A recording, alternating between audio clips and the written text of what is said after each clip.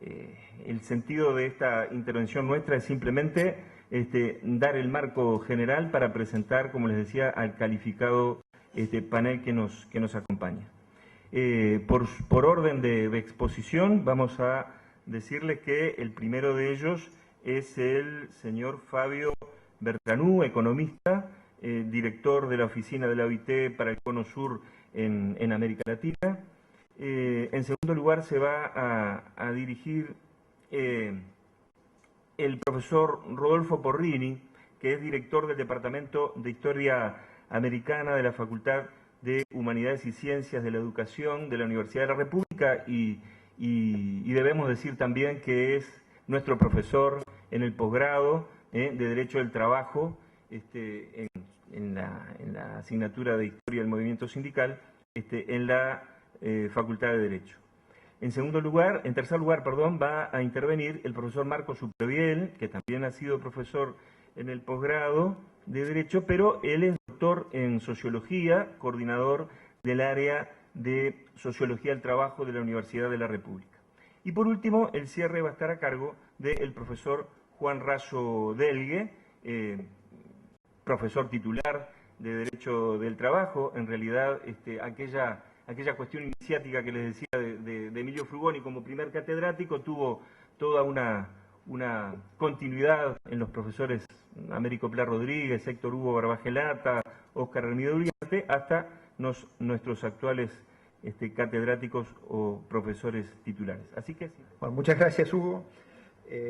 Tengo que empezar pidiendo primero una disculpa, porque me voy a tener que retirar a las 15:30 porque tengo que tomar un vuelo para llegar a Rosario esta noche.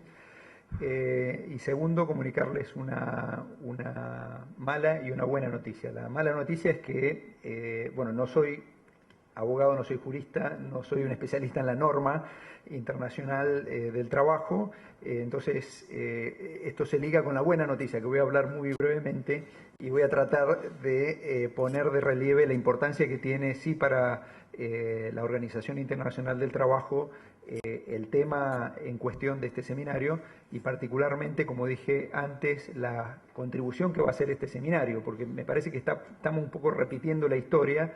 Uruguay se anticipó a la creación de la organización y a poder concretar el primer convenio sobre la limitación de las horas de trabajo, y nosotros dentro de un par de años vamos a tener el estudio general que se va a someter a la conferencia, va a tratar justamente sobre los convenios relativos al tiempo de trabajo. Entonces, esta posibilidad de tener en Uruguay una anticipación en la discusión, en la reflexión sobre este tema, me parece que es muy importante y va a preceder como 100 años atrás en materia de antecedentes de legislación, como pudo pasar en Uruguay.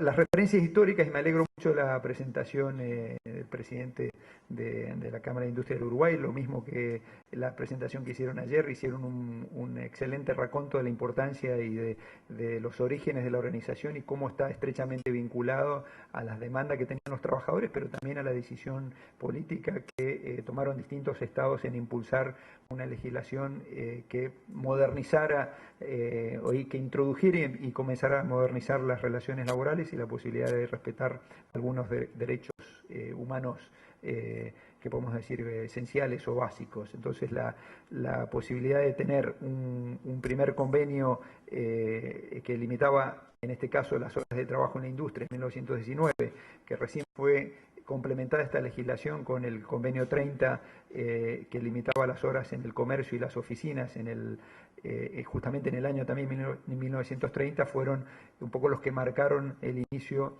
de este impulso que daba la organización para que los países adoptaran una legislación común que estableciera una mejor organización para también, y como me parece que también es un tema actual, reflexionar sobre cómo la limitación de la hora de trabajo tiene que estar vinculada con otros aspectos y la importancia de desarrollar la productividad en base a otros aspectos y no al esfuerzo y a la extensión de las horas de trabajo, que todos sabemos que también tiene un efecto en la productividad.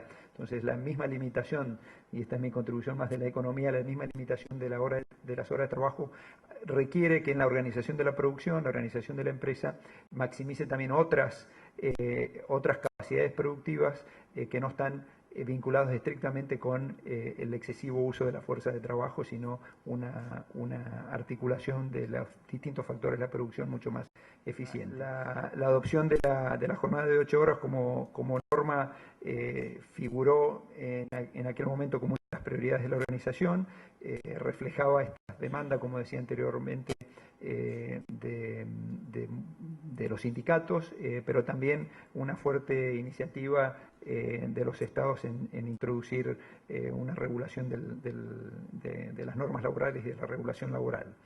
Este es el primer aspecto para destacar. El segundo tiene que ver con el inicio de una serie de normativa por parte de la organización que fue abarcando distintas dimensiones. Entonces, uno, si observa la trayectoria normativa de la organización, claramente la regulación que tiene que ver con la jornada de trabajo, el tiempo de trabajo, tiene hay un conjunto, un plexo normativo muy amplio, que es justamente lo que va a ser sujeto de revisión y rediscusión en el año 2017, para la conferencia del año 2017, y claramente todo ese plexo normativo involucra cómo balancear y cómo establecer un equilibrio entre las necesidades de los trabajadores en cuanto a las medidas de protección que tienen que ver con la salud, la seguridad, la vida personal y también la vida familiar, con también los requerimientos que tienen las empresas para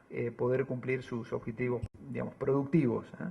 Y fundamentalmente este equilibrio en el marco también de ciertas relaciones sociales, ¿eh? Entonces, es un poco el espíritu de toda la legislación que ha tenido que ver con la normativa que ha impulsado la organización, está en términos de ese equilibrio de las tres partes, ¿eh? De la empresa, los trabajadores y la sociedad, de cómo articular un conjunto de normas que pueda dar aspectos a ese balance que requiere la relación laboral.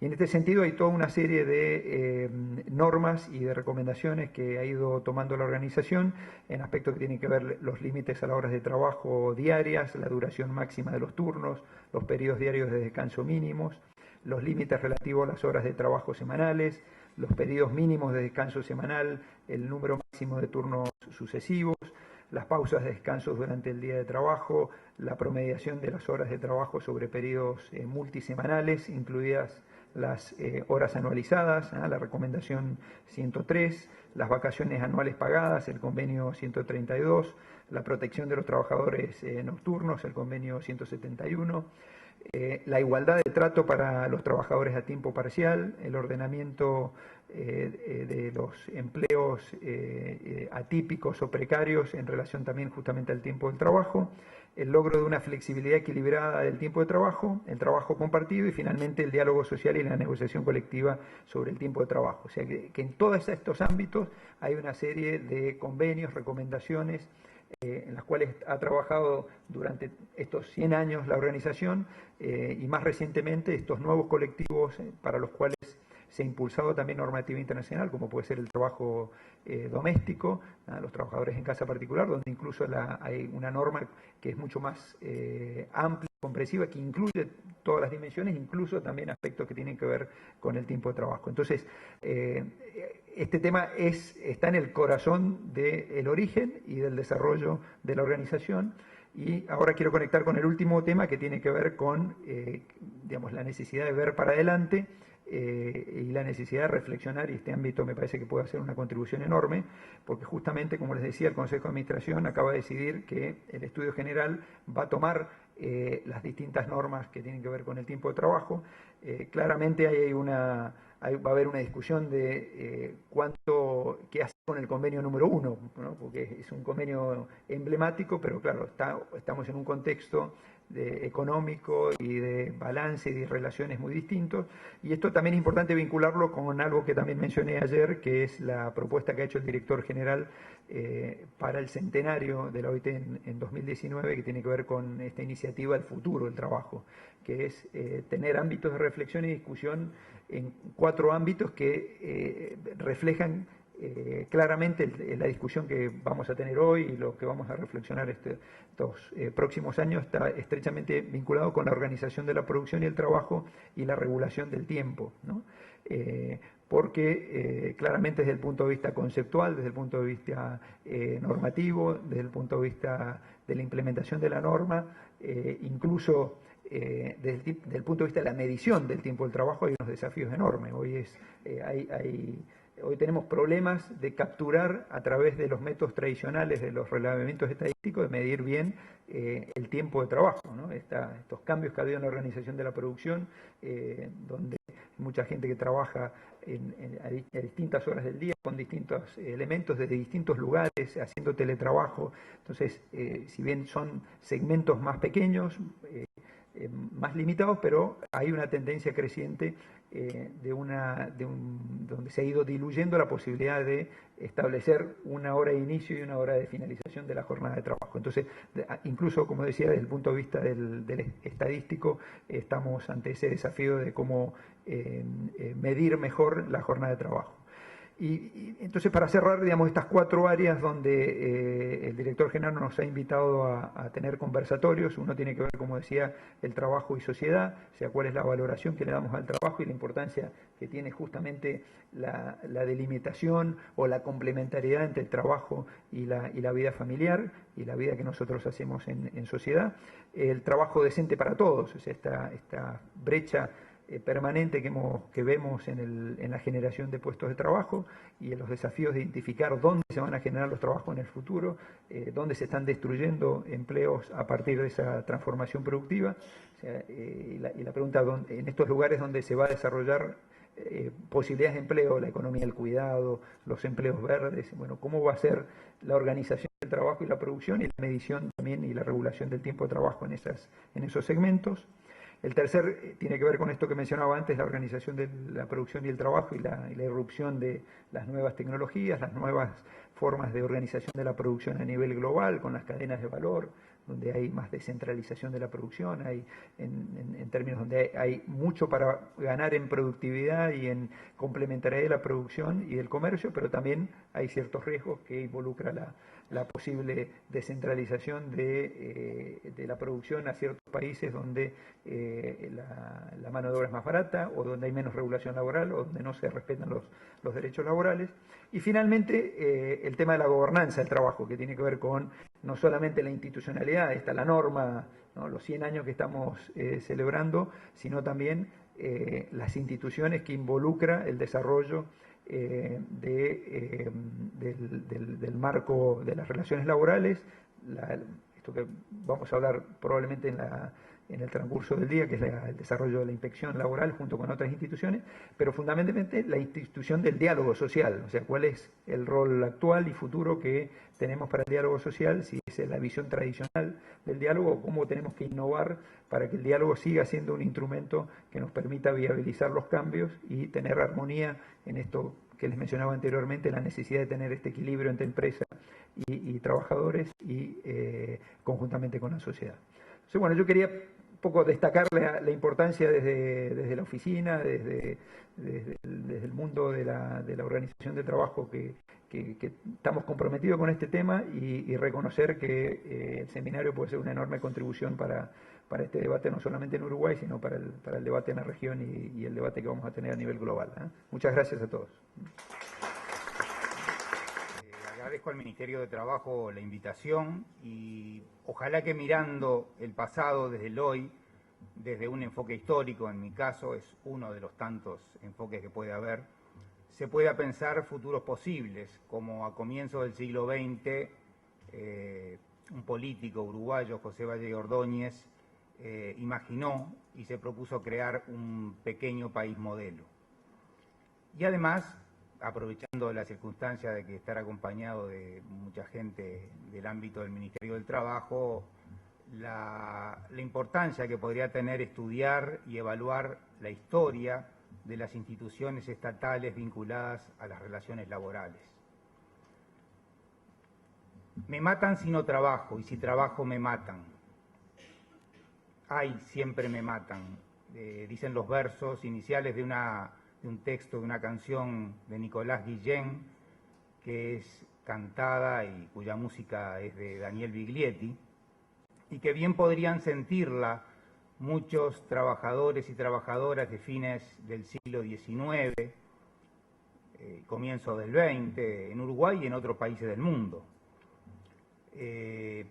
Me parece que considerar esta ley de 8 horas puede ser visto desde el ángulo de la historia política, porque un parlamento lo aprobó y un presidente, Feliciano Viera, la promulgó.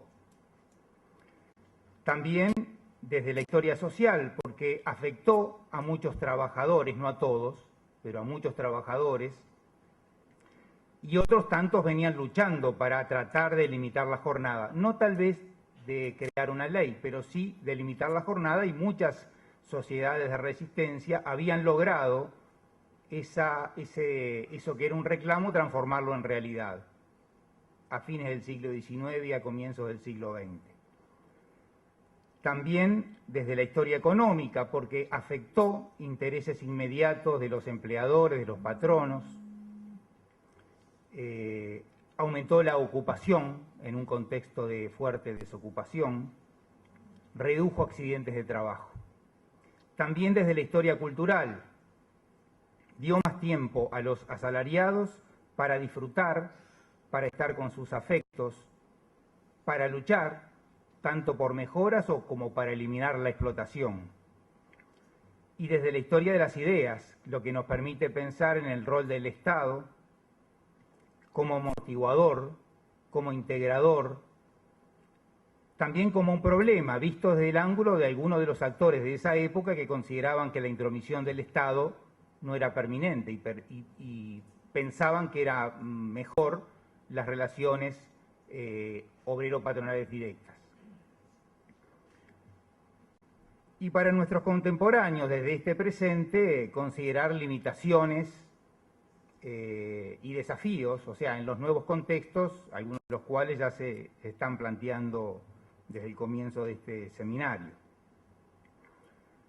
Cuando se aprobó la ley, con 1 millón de habitantes, Uruguay era una sociedad de inmigrantes y criollos, con una economía agroexportadora fundamentalmente, una industria más bien artesanal y algunas concentraciones importantes de trabajadores. Tenía un activo movimiento de trabajadores, organizado, luchador, a veces internacionalista, con sociedades de resistencia organizadas por oficios, socialistas y en alguna medida mayor anarquistas.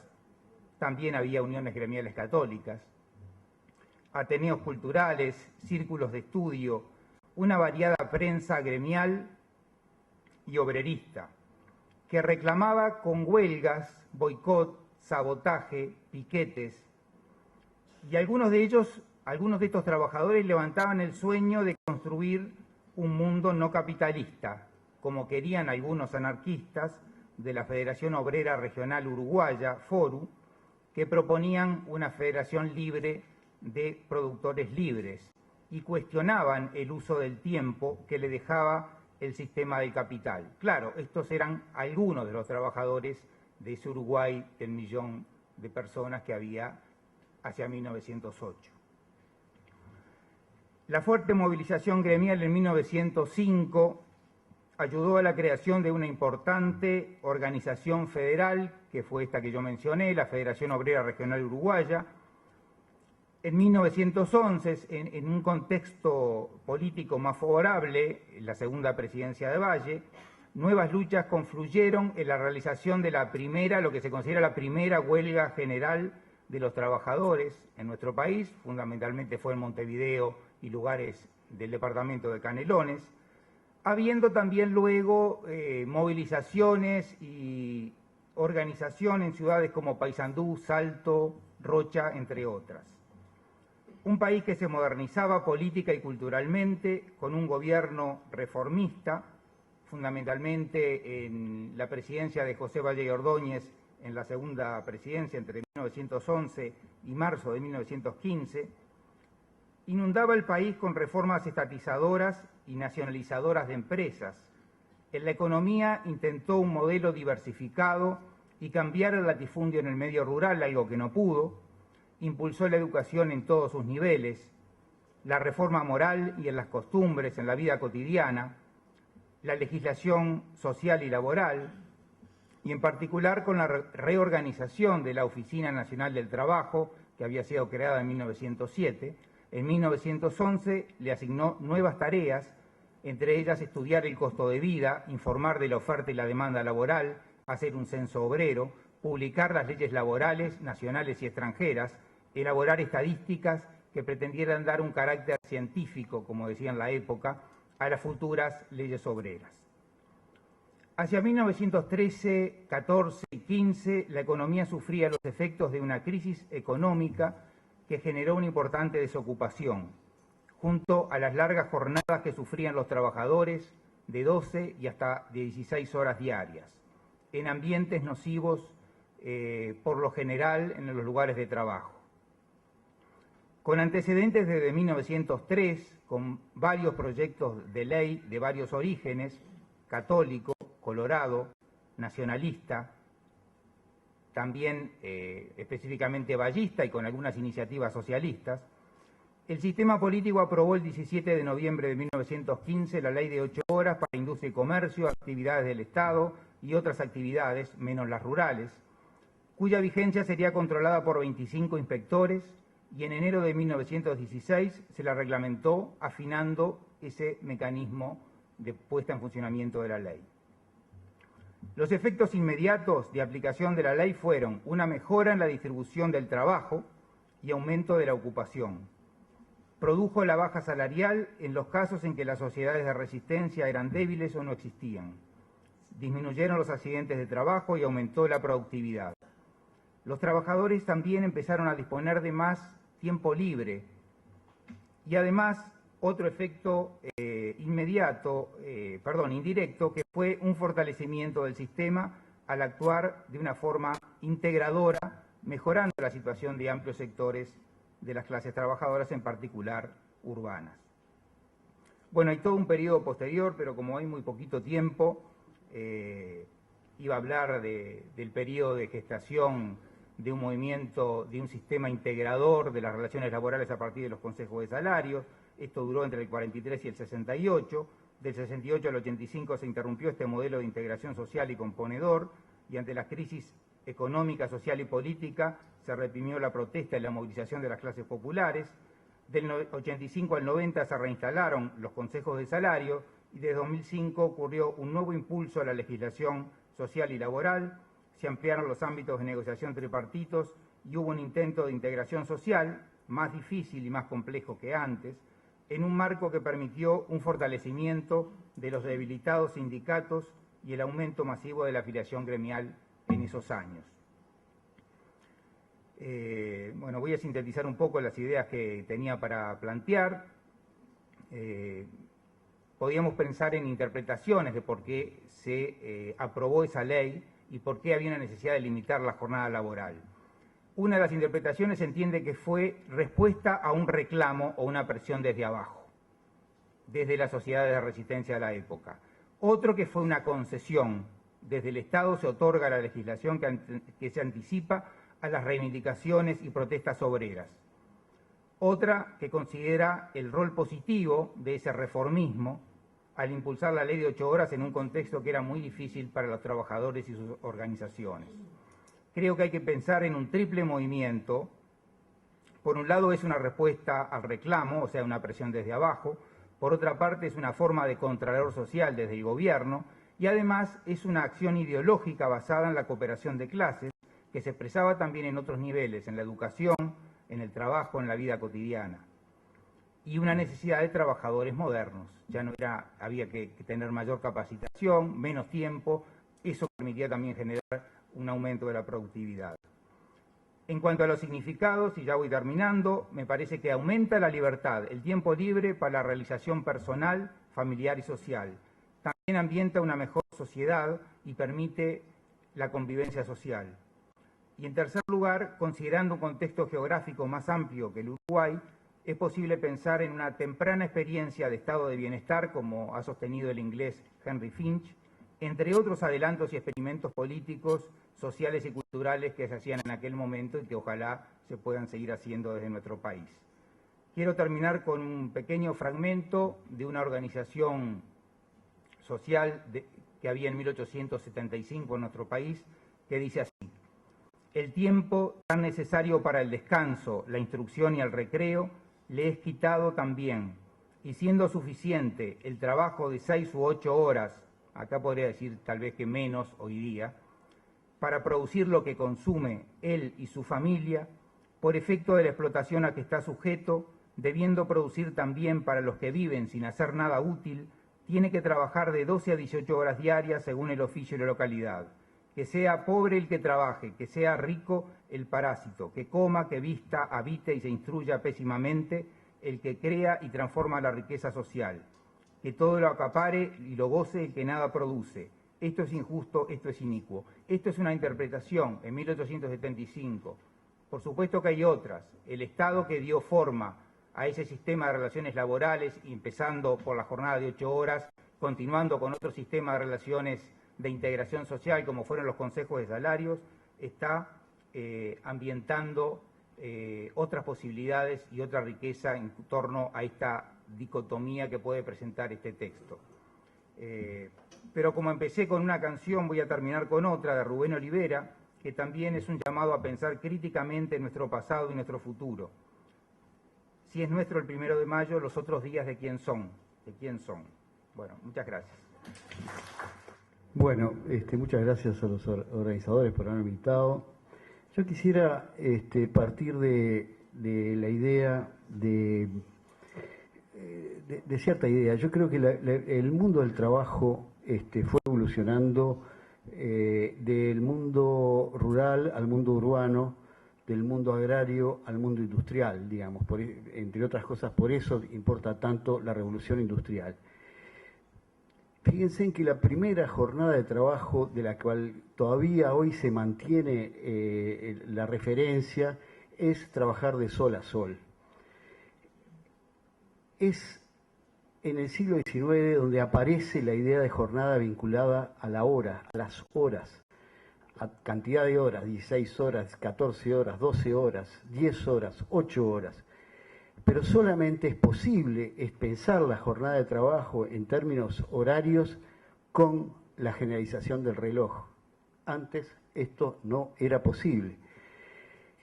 Y la generalización del reloj no significó que todo el mundo tuviese un reloj, sino que realmente fuese una referencia al reloj. Es más, es porque no todo el mundo tenía un reloj, que importa muchísimo las sirenas de las fábricas. Las sirenas de las fábricas en realidad pautan la vida en algunas ciudades, por ejemplo, Jualacase, Paysandú, etcétera. La sirena de la fábrica pauta la vida de la fábrica en el sentido que cambian los turnos, hay que preparar la comida porque viene el hombre de nuevo a la casa, etcétera, etcétera. Es una realidad. Y esto es posible porque hay justamente cambios tecnológicos, difusión de cambios tecnológicos que permiten la existencia de la jornada de trabajo en términos horarios. Me gustaría, un tema que realmente es una pregunta, Porrini lo planteaba recién, es por qué la jornada de 8 horas en el Uruguay, y de alguna forma esta pregunta de atrás de los proyectos de Roslo y Herrera, del proyecto de Areco, que es muy importante, católico y ballista, un personaje bien interesante, y que hay un autor que nadie cita, pero que creo realmente vale la pena releer, que es a José Enrique Rodó, en el texto que hace en Mirador de Próspero, un texto de 1908, en donde retoma una visión impresionante sobre el trabajo. Solamente releva algunas cuestiones de que plantea que tiene que ser la agenda del mundo del trabajo. Dice, lo que se debe discutir o reglamentar es el contrato de trabajo y el concepto de la naturaleza de las relaciones reguladas por él, protección de las mujeres y los niños obreros, indemnización de los accidentes de trabajo, observancia del descanso semanal, reglamentación de las condiciones de higiene y seguridad en los talleres, tasación del salario mínimo, inembargabilidad de los salarios, libertad de asociación gremial, derecho que asiste al trabajador para la huelga, fundación de tribunales de conciliación para resolver los desacuerdos entre obreros y patrones, institución administrativa de la Oficina del Trabajo, pensiones y seguros que amparen al trabajador en la inutilidad y la vejez.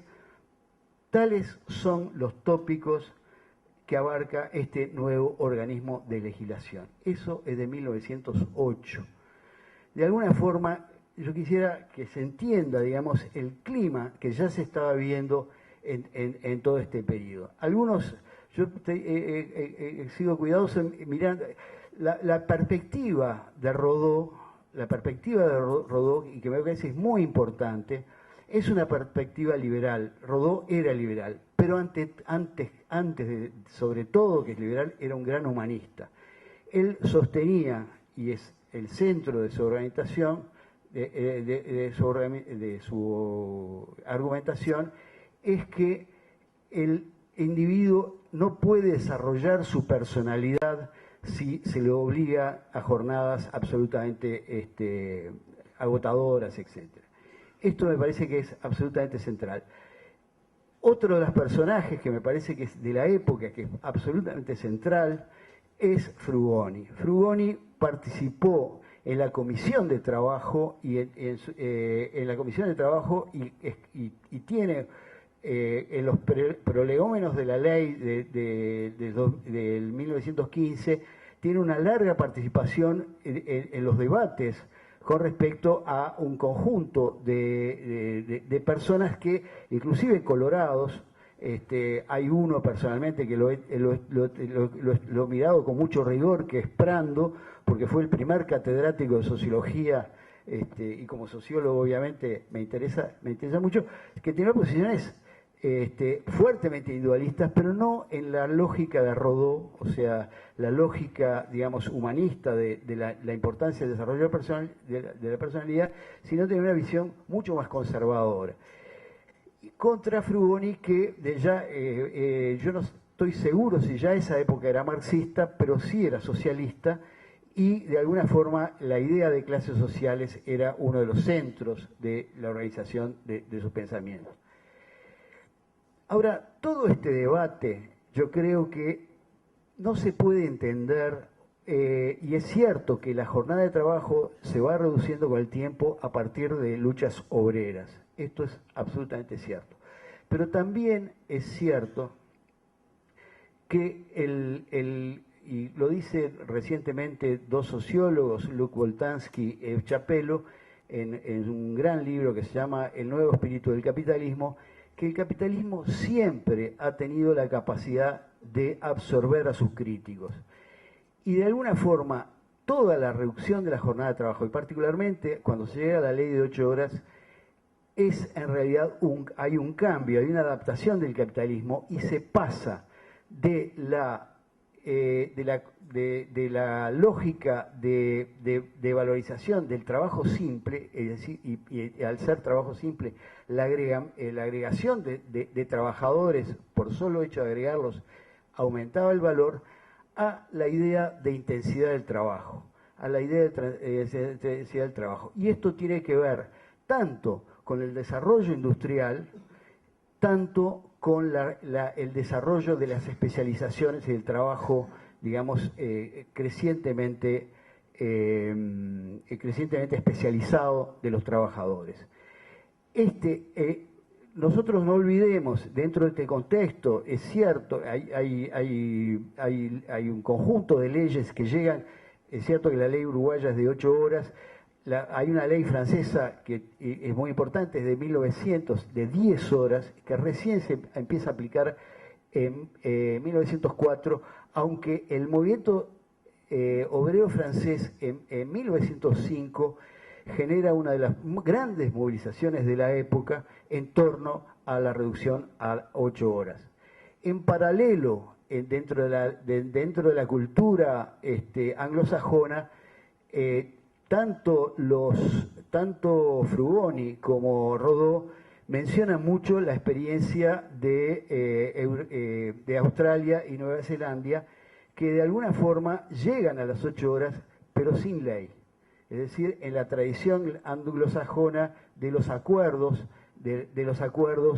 entre trabajadores y empleadores directo y sin una legislación en torno a ello. Yo lo que querría también un poco profundizar algunas cosas que acaba de decir Rodolfo, es para que tengamos una idea de qué se está discutiendo en ese periodo, qué se está regulando en concreto. Ya Rodó señala que una de las razones para aplicar la ley de 8 horas es que ya hay gremios que habían conseguido acuerdos con los patrones, se hablaba en esos términos, no se hablaba de empresarios, sino se hablaba de patrones, se habían conseguido acuerdos de trabajar 8 horas. Estos eran los albañiles, carpinteros de obra blanca y de ribera, los herreros, los herradores, los operarios joyeros, los escultores de madera, los calafates, es decir, los que cierran los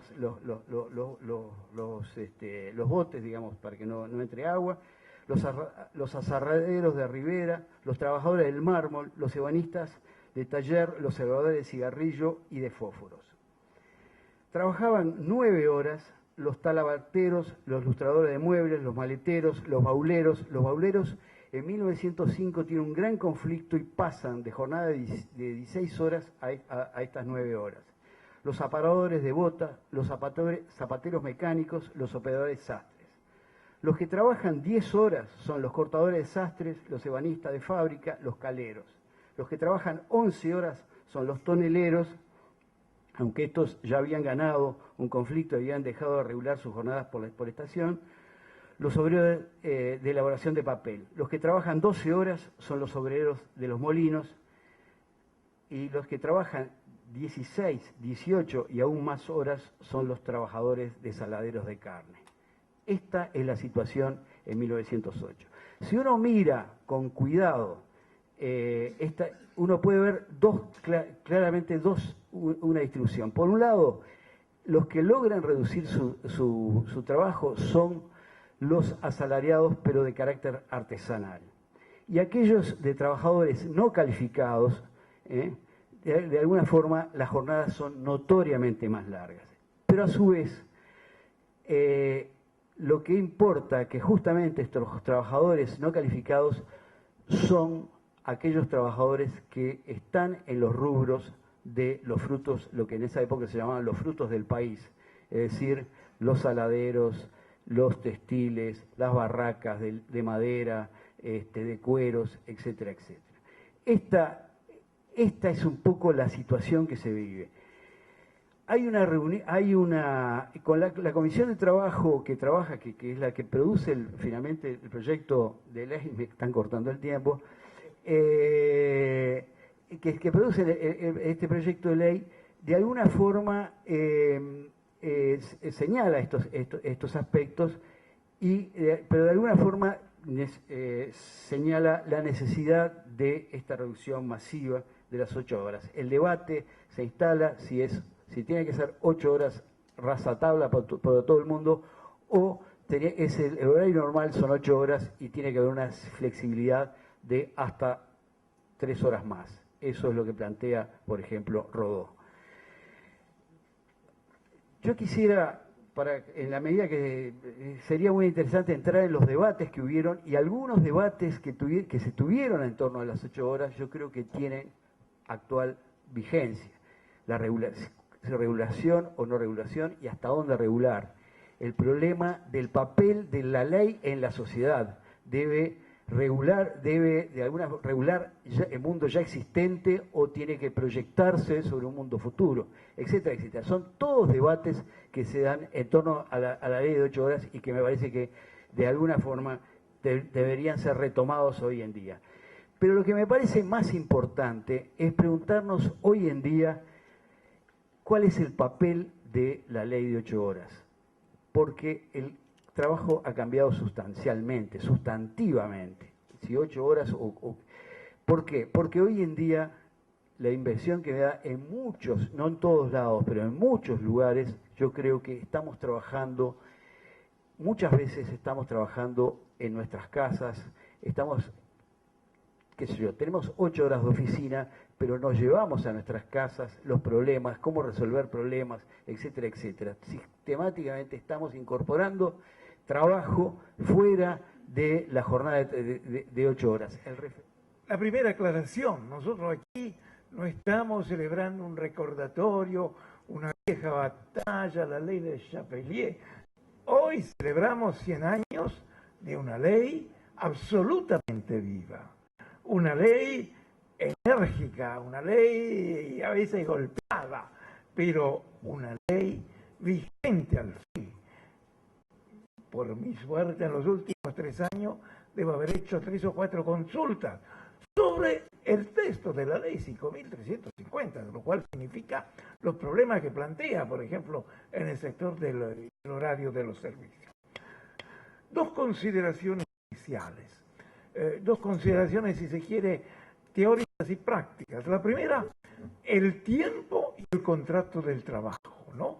El tiempo no es indiferente al contrato de trabajo, porque el tiempo es jornada de trabajo, el tiempo es duración del contrato de trabajo, contrato a término, contrato por tiempo indefinido. Es tiempo para generar el derecho, el despido es más importante si hay tiempo de trabajo. Es tiempo, yo sé mejor que otros, para generar los derechos de la seguridad social. Hay un segundo aspecto, una segunda variable que es importante, que es el tiempo y el salario. Porque la lucha por la ley de 8 horas es la lucha por el salario. Porque no es lo mismo ganar 100 pesos con un tiempo limitado que ganar 100 pesos por 8 horas de trabajo. Cuando yo era joven, había oído por ahí que se decía los 3-8, 8 horas de trabajo, 8 horas de descanso y 8 horas de sueño. Pero en realidad eran 4-8. Porque la canción era una especie de verso que se cantaba, que los obreros cantaban en Inglaterra del siglo XIX, que decía 4 horas de trabajo, 4 horas de descanso, 4 horas de sueño, y 8 horas de trabajo, 8 horas de sueño, y 8 chelines, decía la canción. Porque los trabajadores reclamaban también un salario mínimo que correspondiera al tiempo de trabajo. Entonces, cuando Benjamin Franklin decía time is money, el tiempo es dinero, nunca nada ha sido tan cierto como en el mundo del trabajo. Yo aporto unos datos porque cuando uno habla en una exposición tiene que aportar necesariamente algunos datos, especialmente si representa el mundo académico. Entonces nosotros podríamos decir una aproximación buena, favorable. Un investigador de la OIT, Gerard Bosch, dice en 1870 se trabajaba 3.000 horas por año. Hoy en día se trabaja la mitad, 1.500 horas. Pero atención, el mismo Bosch señala, ese es el tiempo promedio, porque también se calculan los que trabajan a tiempo parcial, y generalmente los que trabajan a tiempo parcial son trabajadores precarios. Concluye Bosch, los que trabajaban 3.000 horas en 1870, en realidad en los países industrializados europeos trabajan 2.000 horas anuales. pero se ha incrementado el número del trabajo, de las horas extra, del trabajo extraordinario. Entonces yo quiero, a partir de estas breves premisas y en el tiempo que es modesto, pero es bueno que sea modesto para intercambiar ideas entre todos, señalar algunas cuestiones. Primero, nosotros hoy en día estamos viviendo una crisis de la jornada de trabajo, una crisis de las 8 horas de trabajo. Por diversos motivos, pero también una crisis cultural. Voy a hacer un ejemplo, ejemplos cotidianos que son los únicos que me emocionan. El otro día, la persona más representativa de la patronal del taxi para defenderse contra Uber dice, porque nosotros trabajamos 12 horas por todos los días. ¿Y qué hacemos nosotros? Miramos para el costado. No existe la jornada de 8 horas en el taxímetro. Con mi esposa, estas son las cosas de cuando uno sigue casado con la primera esposa. Con mi esposa, tenemos que ir al shopping el sábado porque está la suba de no sé cuántos descuentos. Y fuimos y tuvimos que hacer una breve hora porque vivimos cerca de un shopping, llegamos a las 10 de la mañana. Una zapatería, mujeres que gritaban, bajaban zapatos, iban y volvían. Y nos fuimos, compramos, mi esposa contenta con sus zapatos. Volvimos de noche al cine. Salí del cine a las 9:30 y pasé por la misma zapatería. Las mismas trabajadoras que habían atendido a mi esposa a las 10 de la mañana y que seguramente ese día habían atendido 1.500 personas. Entonces tampoco ahí existía la ley 5.350. Luego hay problemas que son transversales a nuestra sociedad, ¿no? Se van erosionando seguridades. Nosotros, se decía aquí, vemos cada vez más complejo diferenciar el tiempo de trabajo y el tiempo de descanso. Yo imagino a veces al viejo trabajador metalúrgico, que era un emblema del industrialismo, cuando después de 8 horas colgaba su overol y empezaba 16 horas de descanso. Yo no recuerdo en mi vida, ni en vacaciones, ni fuera de vacaciones, no recuerdo los últimos 10, 15 años, de 16 horas de descanso. Porque no es solo un tema del descanso del trabajo, no es sería simplista una visión maniquea pensando en empleadores, explotadores y trabajadores explotados. Es que nosotros todos hemos entrado en una cultura en la cual nosotros hemos entregado todo nuestro tiempo a este artefacto terrible y vivimos conectados, continuamente conectados. Cuando yo no recibo un mensaje o un email en el término de 15, 20 minutos, me deprimo, digo, raso, ya estás viejo, nadie te da bolilla. Después me dicen, no, cayó internet, y entonces recobro mi alegría. Pero detrás de estas cuestiones, y yo, perdóname, bueno, me conoces hace tiempo, yo trato de hacer sonreír solo para llamar la atención sobre cuestiones que no hacen sonreír. Porque detrás de esto hay un mundo de patologías, de fobias, de angustias, ataque de pánico. Creo que por ahí anda, no sé si se fue, Milton Castellano estaba por allá sentado, que contaba que en estos eventos que hay en los shopping, después a veces trabajadoras vuelven a la casa y tienen miedo de salir de la casa porque le viene una especie de agorafobia para salir. Hemos perdido la diferenciación de una cosa terrible, lo que era la vida laboral y lo que era la vida familiar, ¿no? Y nosotros trasladamos la intimidad de nuestra vida familiar, trasladamos a la intimidad de nuestras noches, a la intimidad de nuestros hijos, el tiempo de trabajo. Hoy en día en Europa empiezan nuevos movimientos de trabajadores o de opinión pública que reclaman la libertad de desconexión, la posibilidad de estar desconectado. Con lo cual, quiero concluir que nosotros no estamos recordando el pasado, nosotros no estamos recordando viejos derechos hoy superados. Hoy nosotros estamos frente a una ley que nos está diciendo que por algunas vías hemos progresado, pero por otras hemos ido como el cangrejo, un paso para atrás y dos para, un paso para adelante y dos pasos para atrás. Y de ahí la necesidad de defender el derecho del trabajo como elemento regulador de algo tan esencial como es el tiempo de vida. Y a mí me gusta concluirla cuando hablo de cosas como el tiempo del trabajo, cuando yo hablo de las patologías que surgen de una relación estresante de trabajo, una idea que expresó allá por 1930 o 1928 Hugo Sinsheimer, un gran pensador alemán que tuvo influencia en Uruguay. Hugo Sinsheimer decía: quien presta un trabajo no entrega un objeto patrimonial, sino que se da a sí mismo. No es alguien que alquila a otros un apartamento. El que da trabajo se da a sí mismo.